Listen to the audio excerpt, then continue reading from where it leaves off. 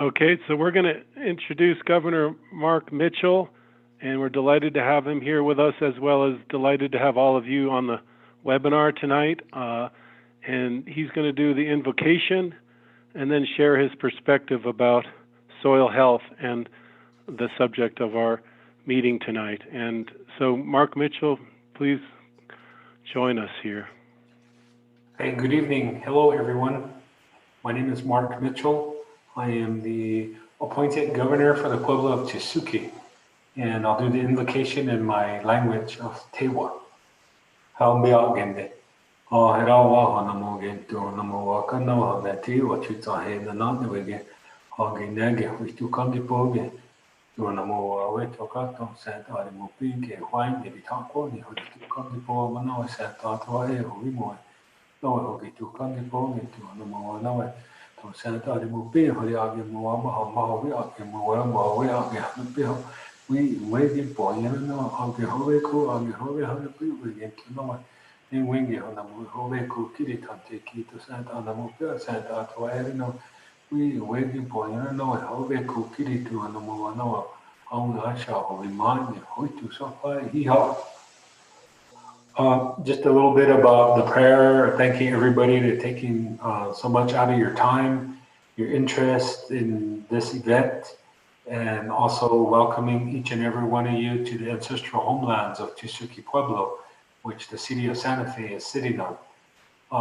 With that, I know I've been a part of this particular conference get together. I was sent last year or the year before by then Governor Milton Herrera or Robert Mora.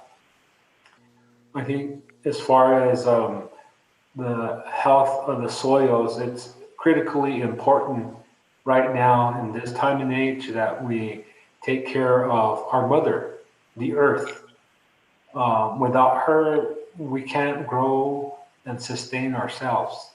Without her clean soils, the waters won't be clean. Without her, the animals won't be able to live the way they do. And so, you know, we have to look at everything that's happening from climate change to the soil contaminations from whether it be fracking or other issues that are happening out on the landscape. But by the same token, I think a little bit about history. So this land was seeded some 500 years ago, but prior to that, 10,000 years ago, my ancestors roamed the area and they had a clean and healthy environment as far as the soils are concerned. And, you know, the philosophy I have and I use is, and I don't know if any of you all know about the 1680 Pueblo revolt, but I use that philosophy. It's those leaders back in 1680 who stood up against the oppression brought on by the Spanish who were here looking for gold and silver. Unfortunately, they didn't find it. However, they stood up to physically fight and go into battle. And so with that theory, I use the same thing today. However, the times are different and things are different at this point in time. So the theory goes, those leaders, they did what they did for the unborn, so that the language, the culture, the activities that we have today don't disappear. So my thought process was, we have to use that same philosophy for our unborn, to have the same amenities we share right now, as far as a clean earth, clean water, healthy foods that sustain ourselves. And when it comes to growing, that we're utilizing in the best way that we can. So with that, I wanted to inform all of you and welcome you all to the ancestral homelands of Tesuque Pueblo. And I hope that this conference, this get together, yields fruit and maybe we can find a healthier way of doing things. Of course, as things go, we have to voice our opinion in a respectable way and find that happy medium or even find a solution for what's happening out in the world today. So with that, I'm going to turn it back over to Rob at this time. So thank you all. Governor Mitchell, thank you so much. We're very honored and humbled to have you introduce our meeting, and we really appreciate your wisdom and your thoughtfulness. So here in New Mexico, we have an amazing opportunity to listen to and learn from Native American and Pueblo communities who invented the kind of farming that works with and respects nature. And we have an opportunity to build trust and collaborate equally in stepping up to a new era of restoration. The keys tonight, we're going to hear from different presenters about legislative initiatives which all have to do with healthy soil and regenerative agriculture and our food system. And if you bring it all together, all of the presentations in one, we're talking about together scaling up regenerative agriculture and reviving our food system. And to do that, we will need to focus on the foundations of I would say giving credit to where credit is due, like Governor Mitchell is speaking about, advanced soil health principles. Soil health is one of the foundations of a healthy food system. Also, finance and investment is one of the foundations, and starting young with our youth and achieving affordability, inclusivity, and genuine access. So today we're going to do a broad brush overview of legislative initiatives this year that are going to be proposed at the 2021 legislative session, which just commenced today. And altogether, we're hoping these initiatives and others will help heal our land of enchantment. So on each initiative, we'll just spend a few minutes and we'll say what it is and why it is important to the whole. And there'll be a question or two during the presentation that Christina will moderate. And if you have a question for each presenter, just post it in the chat box. And then towards the end of the session, we will also invite questions in person if people want to unmute. So I'll just briefly start. We have an initiative, House Bill 89, that's about the Healthy Soil Act and program, the Healthy Soil Program, and it's finding ways to support the Healthy Soil Program beyond just through the state legislature, including to all residents, and if they qualify for a tax refund, any resident in our state can donate that refund to the Healthy Soil Program. And that's what the legislation is calling for. So that's it in a nutshell, but the reason why that's important is because we need all hands on deck. We need our civil society and our state and all of us to commit to the priority of taking care of our land and to the principles of soil health. And so that's why that's important. And in terms of the bill itself, it's being sponsored by Jack Chatfield, Representative Nathan Small, Representative Christine Chandler, and Representative Gail Armstrong. And we're very, very thankful for a bipartisan support of this legislation. So I am going to introduce the series of presenters who will spend a few minutes saying what their bill is and why it's important. Is Pam Roy here? Yes, I am. Hi, Rob. Hi, Pam. Hello, everybody. Nice Great to see you. Thank you. Thanks for the invitation. I wanted to just reiterate, Rob brought it up, and our New Mexico Food and Agriculture Policy Council, we have a set of values that we stand by, and they are about a just, equitable, and sustainable food system that provides physical, economic, and community health, regenerates, protects, and respects natural resources and animals, and ensures that all people live with dignity and freedom from oppression and exploitation. So we base all of our policy work on that set of values. And so to Rob's request, so we are focused on 3 initiatives that all are about one big program, which is called the New Mexico Grown Program. Many of you know that we worked for years to get some funding into the public education department for New Mexico grown fresh fruits and vegetables for school meals. And we're asking that the state maintain $400,000 towards that program. That equates to almost $1.2 million in sales by schools buying from local producers. And that's how fast that program's grown. The second bill, and that's a request that's maintained in the budget, but we have a specific bill to build that program out to senior centers.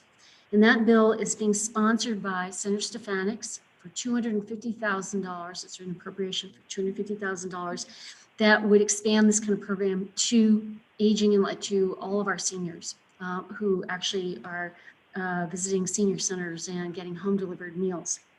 And then the third is a brand new bill, so sort of close the whole loop of every person counts, right, is for early childhood education. And it's a $100,000 request to initiate this program in early childhood food and nutrition programs with the Early Childhood Education Department. And the sponsors on that are Representative Gail Armstrong and Representative Dow.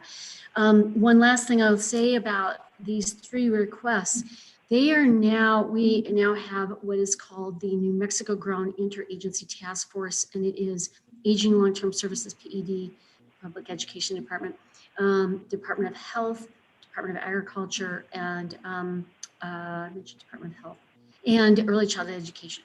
And the importance about that is that all of these agencies care enough about these programs, they want to make them permanent across agencies and to build out this program even further than it is for food and nutrition programs in the state. So thanks so much for the opportunity to be here, and it's an honor. Thank you, Pam. And we would love if Christina Aguilar from La Semilla Food Center could talk about the Healthy Food Financing Initiative. Absolutely. Thank you, Rob. Thank you all. It's great to virtually see you all. Christina Aguilar, I'm co-executive director at La Semilla. We are located in Anthony, New Mexico. A lot of our work is statewide and occasionally do federal policy work. And what we're working on this legislative session is the Healthy Food Financing Act. I'll put a bunch of this information in the chat, but what this bill does is essentially create a program that is a fund made up of low interest and forgivable loans and grant packages to get healthy food into underserved areas. So in the origins of a Healthy Food Financing Initiative, which are in 12 different states, several cities, a lot of the focus is on retail outlets and have really narrow definitions of what healthy food is, and there's not that focus on local. So to make it work for New Mexico, we're really expanding what we mean and looking at allowing the entire food value chain, right, to be open. And we know that our small farmers get healthy local food into our communities. We know that our local food hubs and farmer cooperatives get healthy food into our communities, and farmers markets, farm stands, in addition to our small grocery stores and community grocery stores or corner stores. So the entire value chain, especially folks who are most impacted by unjust practices, including Black, Indigenous, and other people of color, other farmers of color. We're really rooted in justice and equity and ensuring these communities who have been most harmed through programs at the USDA or redlining or a lot of these other issues are able to really invest in their communities and in our communities to create this really robust and healthy food system.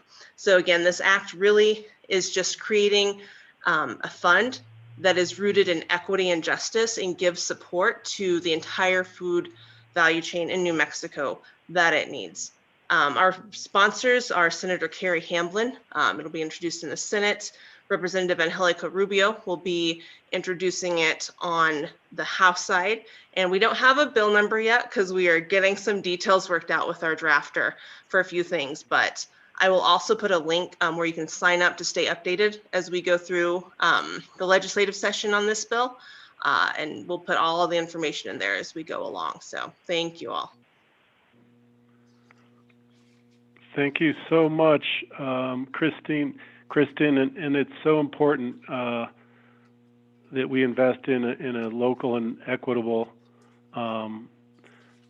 food system, and this bill is, or this Healthy Food Financing Initiative is doing just that. And related to the idea of equity and affordability, Double Up Bucks is really a program that helps enable low-income residents in New Mexico to afford organic food and healthy food at the farmers markets, and essentially gives a chance to have affordability for organic food, which in the long term we need for food managed through healthy soil management principles, and the affordability is key to access for this. And so it's really important program. And Pam, would you like to add something about the Double Up Bucks program?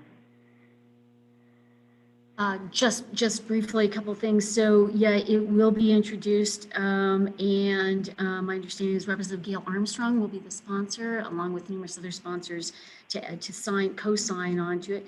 The request, I believe, will be $500,000, maybe up to $700,000.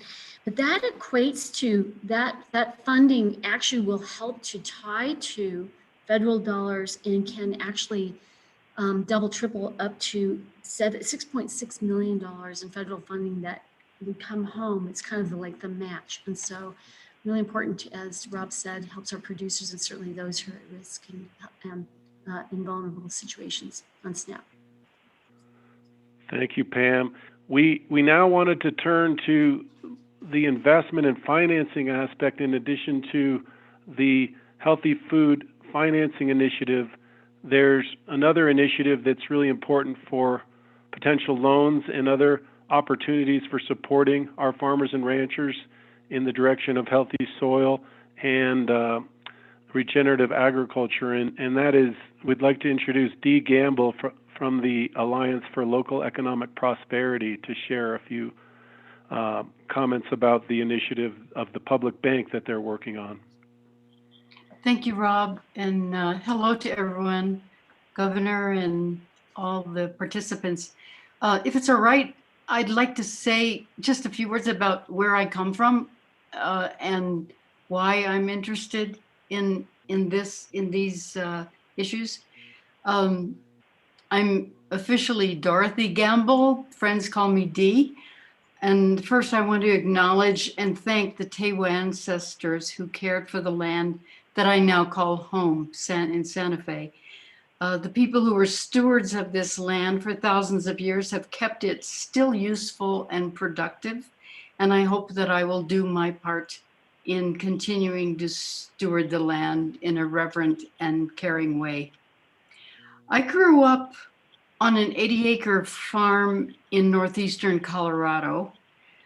We were 10, my 8 kids and my parents, and we all had our chores on the farm where we raised cows, pigs, beef, chickens, occasionally some sheep. We grew alfalfa, pinto beans, corn, barley, and sugar beets. The crops were rotated and irrigated, and when the harvest was gathered in the fall, the cows were let out to rummage in the beet tops and corn stubble. Have you ever tasted milk after cows have eaten beet tops? It's yucky. In any case, the rules my parents insisted on were all focused on keeping the whole farm working. No one ate breakfast or supper until the animals were all fed and watered. No one stayed after school for sports or music because work in the fields required all hands on deck until sunset. The only way to prove yourself as a top farmer was to have straight rows with no weeds. We always watched the sky as the clouds built to guess whether they would give us hail, rain, or just noisy thunder. My dad used to claim he could pick up a handful of soil and smell it to know just what it needed. For all the hard work and risk they went through, my parents loved that farm and the soil under it. It was truly their pride and joy. We all grew up and went our separate ways, but the importance of good soil, healthy food production, hard work, and respect for those who care for the land and grow the food stayed with all of us. I was lucky to be able to retire 15 years ago to New Mexico, where I have learned about organizations such as Farm to Table, the Tesuque Pueblo's Agricultural Diversification and Seed Savings Center, which I have visited, Healthy Soils Working Group, and the Alliance for Local Economic Prosperity, among many others. As outreach volunteers for the Alliance for Local Economic Prosperity, AFLEP for short, my husband and I have traveled to the small towns in North Central Economic Development District to explore the needs and output of food producers. New Mexico is lucky to have so many small and medium-sized farms and ranches. While everyone eats 3 meals a day, of course, during this COVID time, you have to be lucky to get 3 meals a day. Nowhere is there enough attention and investment in the farmers and ranchers who produce our food. How can we turn that around? Where and how can we find more resources to invest in farms and ranches so that our economy can actually diversify and people who grow and process our food can receive a living wage? Well, that's why I'm working with the Alliance for Local Economic Prosperity, because it can establish a public bank for New Mexico. Now, what is a public bank? A public bank is owned by the people of New Mexico, guided by a public mission, and accepts and invests public funds, that is to say, taxes, fees, fines.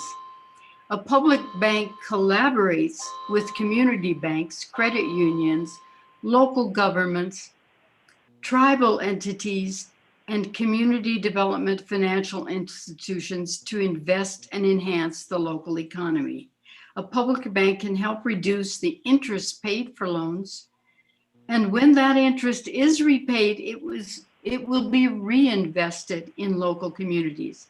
I know farmers and ranchers are the backbones of any local economy, and more investment in local development, whether with farm and ranch production or with local businesses, increases the local circulation of money. That improves family and community well-being. There's absolutely no loss if we keep New Mexico's money here at home in New Mexico, keeping it safe and continuing to work for local economies. The only people who are against this idea are the big bankers, the big global bankers who currently benefit and their shareholders benefit from New Mexico's money. So they will be the only people who really are against this. I hope you will all think of this as a good idea as well and support it in this current legislative session. It doesn't have a number yet either, but it will be called the Public Bank for New Mexico Act. Jeff Steinborn from Las Cruces is the Senate sponsor, and Representative Patricia Roybal Caballero is from Bernalillo, is the representative sponsoring it. They will be the lead sponsors, and we are expecting others to join. And I'll be happy to answer questions at any time. Thank you so much, Dee. Is it okay if I call you Dee? Absolutely, you're my friend. Okay. All right. Well, you are our friend as well, and thank you for all the work that you're doing and your presentation. We really appreciate it. And again, we'll have a period of questions and answers coming following the brief presentations, and we wanted to invite Eugene Pickett from the Black Farmers and Ranchers New Mexico organization to share his perspective. We were lucky and fortunate enough to have Eugene on one of our soil stories in the spring, and he enlightened us and shared with us the critical importance of making sure there's access to the agricultural resources to everybody, including people of color in our state. And so, Eugene, we'd like you to give you the floor if you're available. The motto or mantra for our business is we're an advocate for small farmers and ranchers and access to prosperity. But I started kind of on this. Well, it's been a lifelong journey. But in New Mexico, I got sent to a conference in Oklahoma.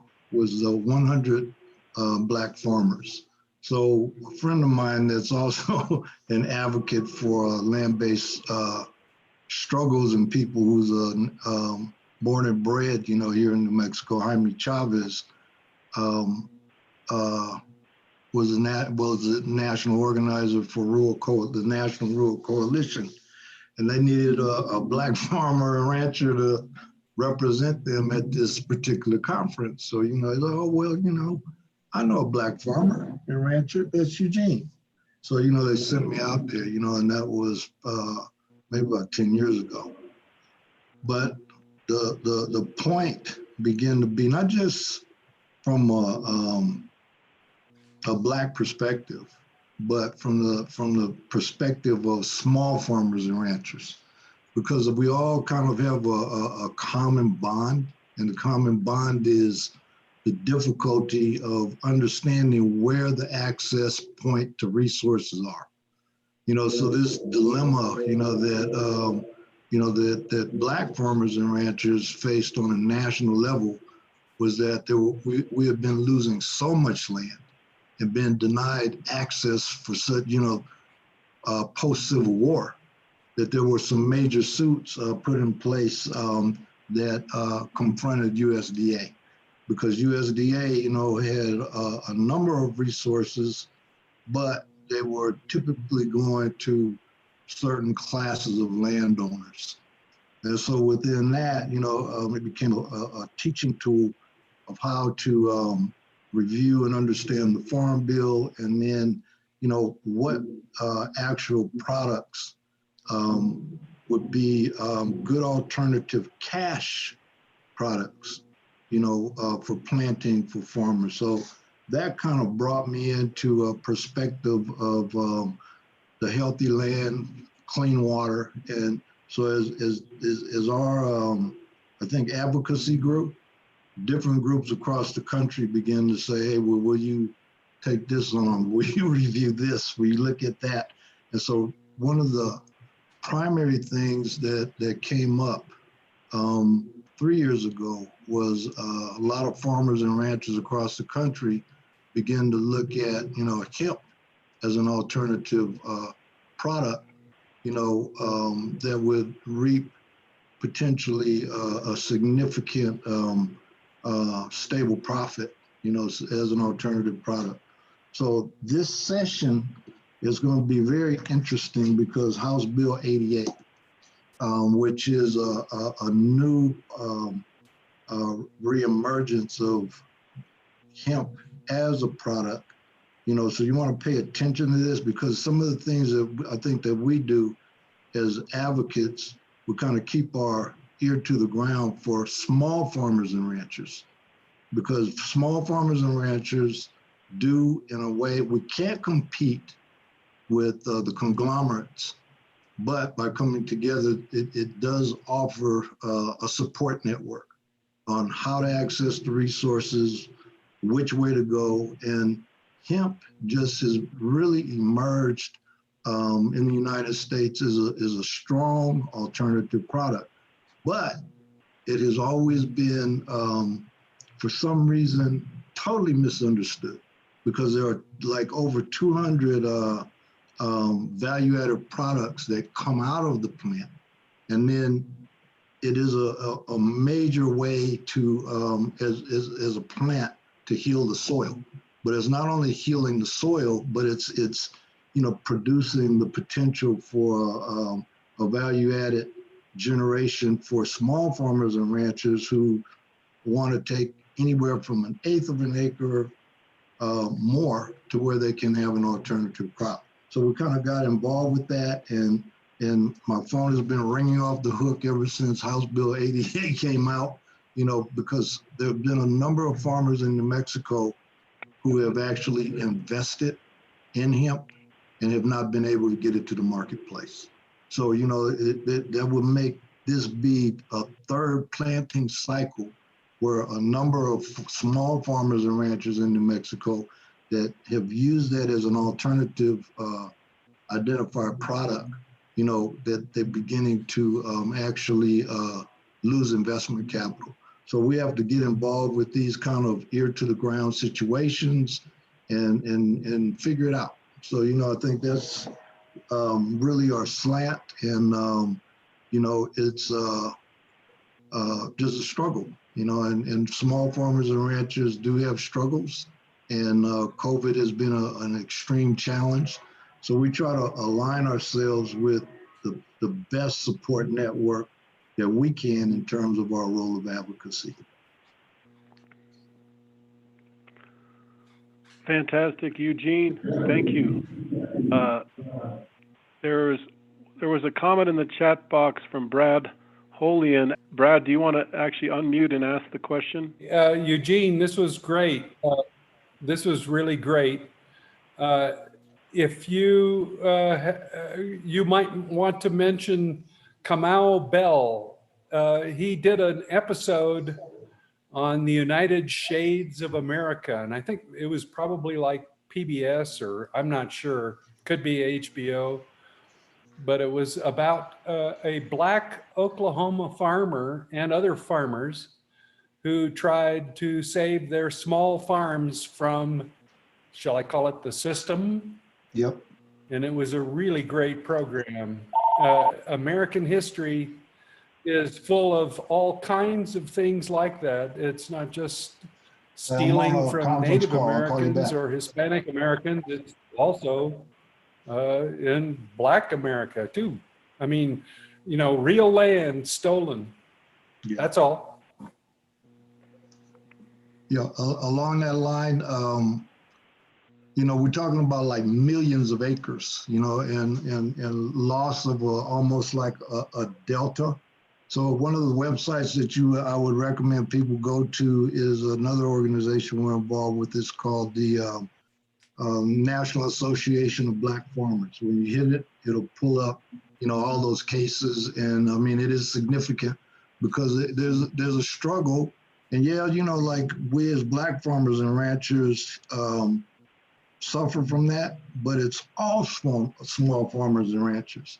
So, a number of the things that we're talking about here in New Mexico, offer a perspective that, creates a model for the rest of the country to look at. That's why New Mexico, I think, becomes very important. This group right here is a significant resource to tap into, because it's very funny. It's like people who know everybody, if you plug into them, then they can connect you with the right people. So I'm just very humbled to be recognized and to participate. And yeah, you're exactly right. Thank you so much, Eugene, and everyone on the presenter side of some of these initiatives. These are examples of excellent initiatives going on that, again, together can make a huge impact in New Mexico. We just want to share a couple thoughts about how to be involved to help make these and other initiatives at the legislature successful. And again, we're going to be sending out calls to action when the bill we're working on comes to committees, and let you know which committee members you could contact. And I think the other groups and folks that presented will do the same, and we'll try to together forward that information to each other. But again, during this remote session, which is unusual, obviously, given COVID-19, it's going to be very important to stay in touch with the representatives and senators by email, by text, by phone, and by these kinds of webinars. In fact, we were supposed to have Representative Nathan Small on here. He was excited to share with you his views, and he's been such a leader with the Healthy Soil Act and so many other endeavors, but he has a remote floor session happening now, so he was unable to jump on. I was hoping he would, and he was excited to do that. But in terms of being involved, we wanted to ask Pam Roy, who's such an expert of legislative affairs, if she could share a couple thoughts about how people could help make an impact and get these things enacted. Yeah, I think so. Several things. Definitely become acclimated if you're not, but if you get acclimated with the legislative website, and I'll put that in the chat box. It's nmlegis.gov, and there's where you can find who your representatives and senators are. You can find their contact information. You can see where bills are going to land in different committees.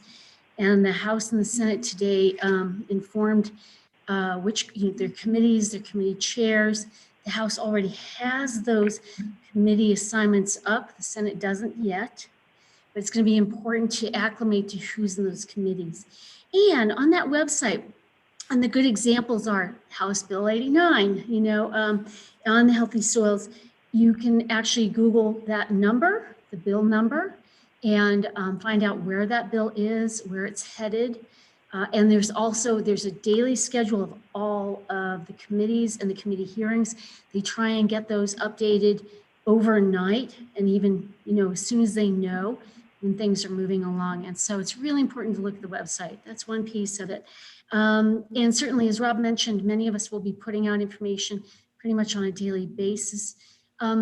Bills may move quickly. It'll be interesting to see how this happens during this session.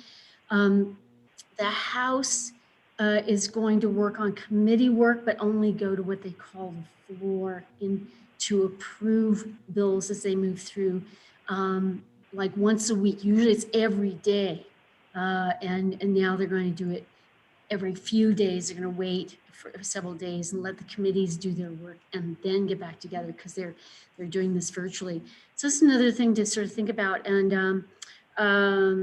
that things will begin to move quickly. So you want to look on a daily basis at that website, I think. And then I think that's probably the place I'd say to acclimate most. And when it comes to wanting to get a message to your senator or representative, or maybe multiple senators and representatives, they are suggesting 3 ways. One is email. They will be checking their emails, and they said likely once a day. They do have staff. Staff will be sort of stacking up things for them so that they can really look at things near the end of the day.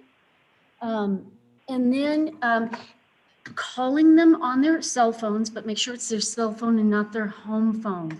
And that again is on the website. You'll be able to see all the representatives and senators' contact information. And many of them actually like texting. So short, brief, but say what you want and ask them for that. And those are the 3 ways that they request. They are also, because many of them will be working from home across the state virtually. Snail mail is good too. So I say do all 4. And it's a good way to get to know your representatives and senators, because if you know a little bit more about how they like to be contacted and how they respond, it's a good way to do it.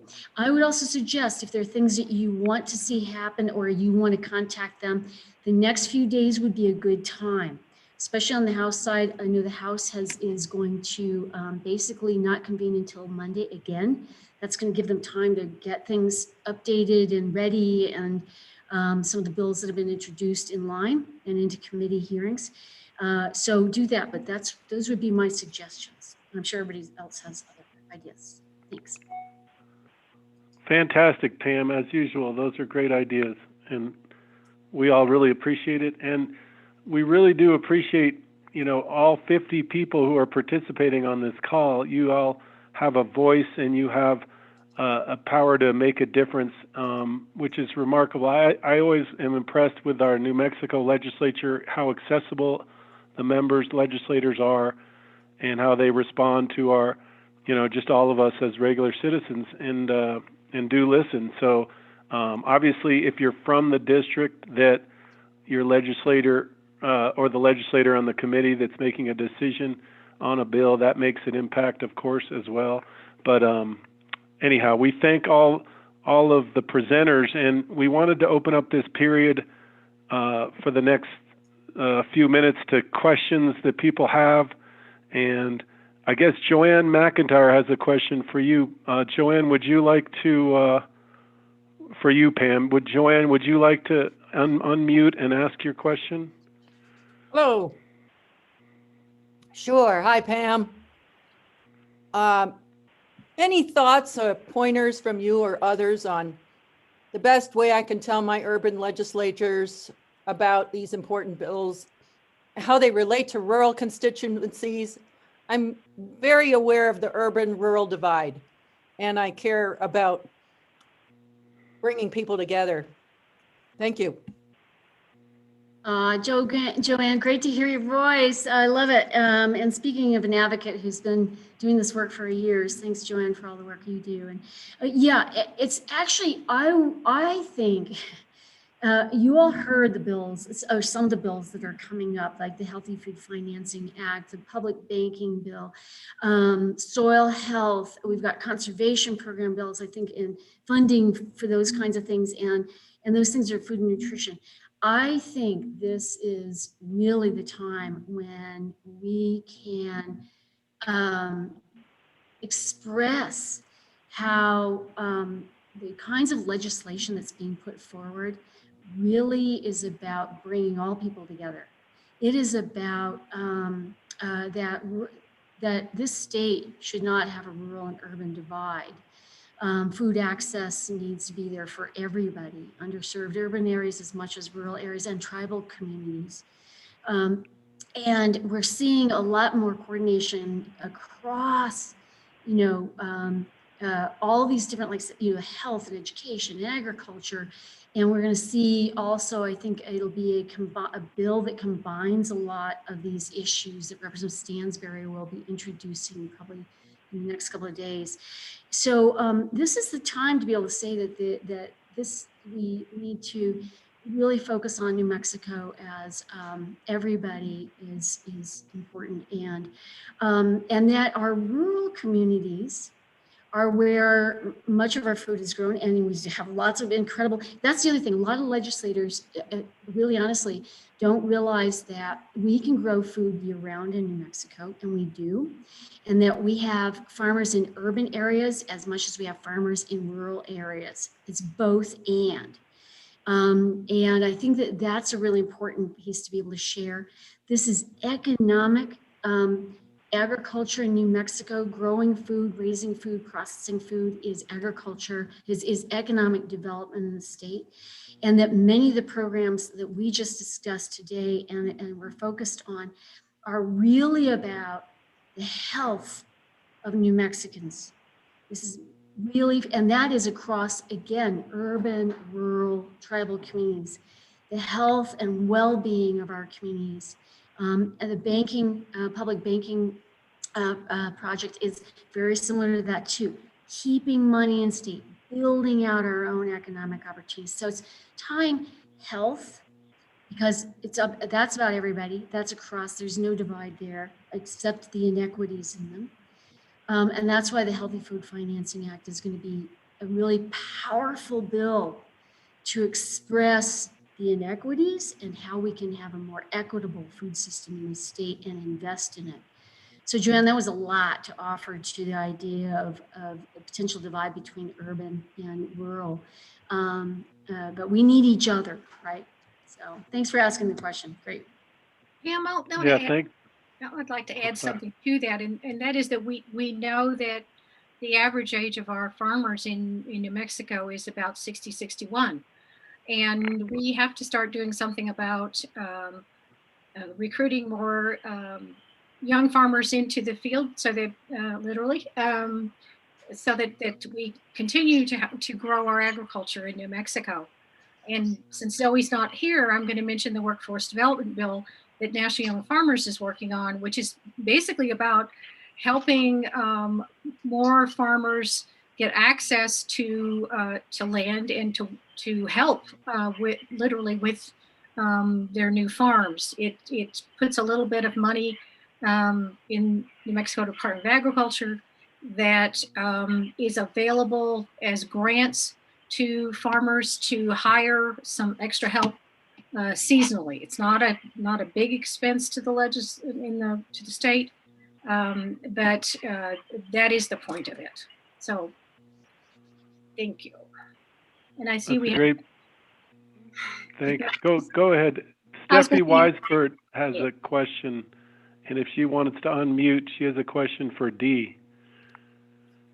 Yes, as I understand it, the public bank isn't for individuals to have accounts in. So could you please give an example of how it would help a rural community? How would it help a farmer or a rancher, for example?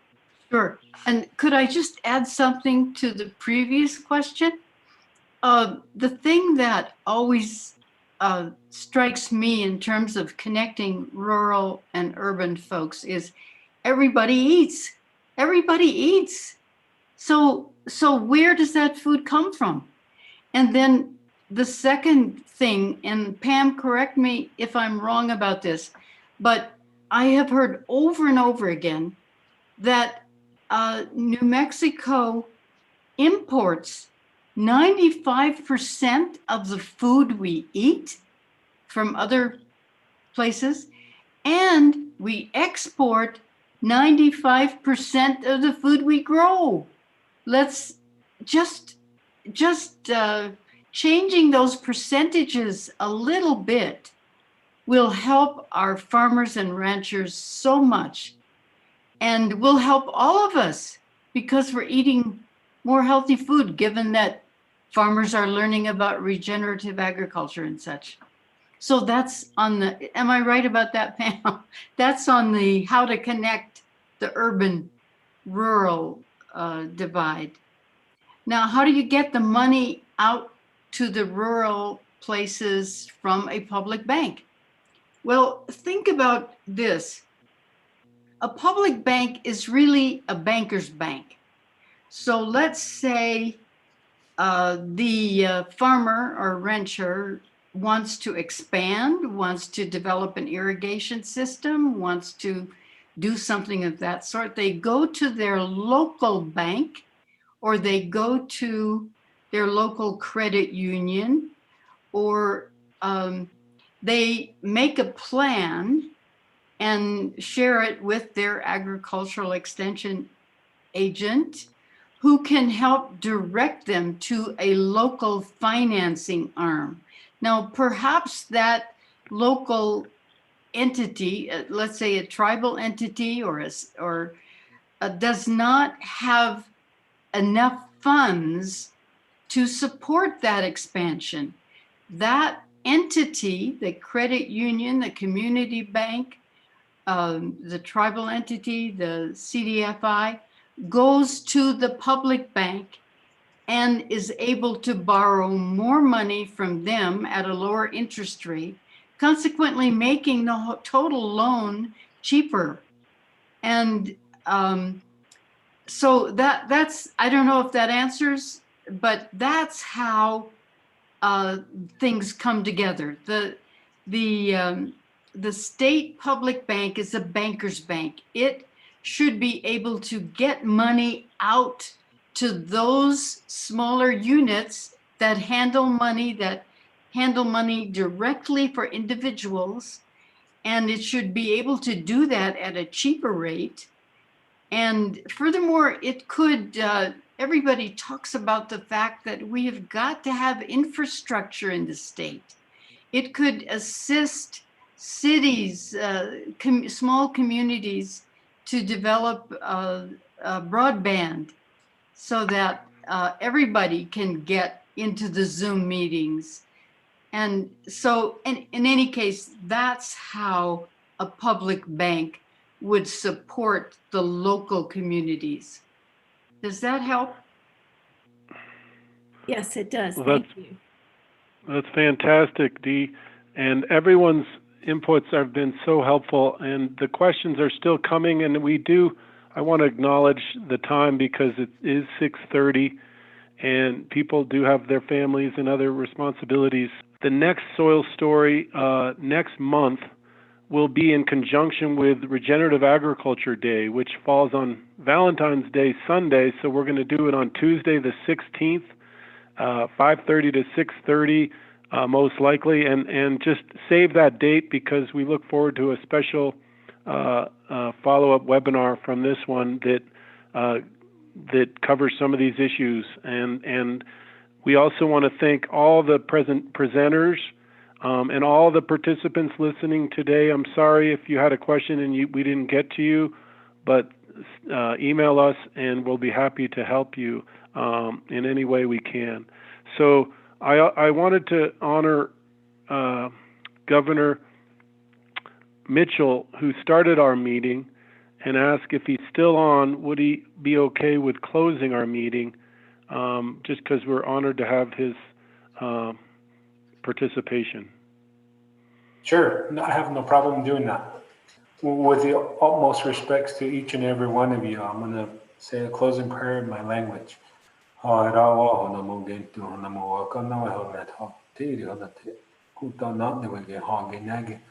tu kangi poge tu na mo aton sant ari mo pin we to ka ki hwai ni hori ta ko ne ho we tu kangi angi hana ba hori hi amigi ha hana ba hori tu so pa we no we ho we ku da ma ge ho we ta ma ri ta ki we ho mi man ko to ha ra ti po na ko ne pe we ya mi we ba ha ni se ko ne pa hu tu ka tu ho we mi ri to sant a pi ni we po a ki ne we got to be more not to an one take to send on the mobile on Kuang, for out to be I only know and then we get how we could kill our button sent on the mobile. How we can die, how we can guy and know it to need key a minute day, a minute. Don't impose it, try not be a you walk, but sent out way. Be nothing, what you work, what be who you walk, could he help. Just saying in my native language that thank you for your time.